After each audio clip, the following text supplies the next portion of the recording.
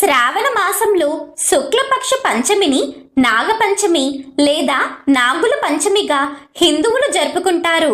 స్కాంద పురాణంలో నాగపంచమి యొక్క విశిష్టతను సాక్షాత్తు ఆ పరమశివుడే వివరించాడు.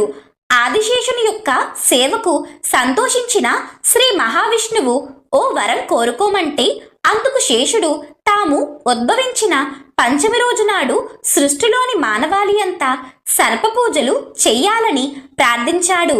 ఆదిశేషుని కోరికని మన్నించిన శ్రీహరి శ్రావణ శుద్ధ పంచమి రోజున సర్పపూజలు చేస్తారని అనుగ్రహించారు. ఈ పంచమి రోజు నాగులను పూజించి గోధుమలతో చేసిన పాయసాన్ని నైవేద్యంగా సమర్పిస్తారు. పగలంతా ఉపవాసం ఉండి రాత్రికి ఆహారం తీసుకుంటారు. నాగపంచమి రోజున నాగులను పూజించిన వారికి విషబాధలు ఉండవు. పవిత్రమైన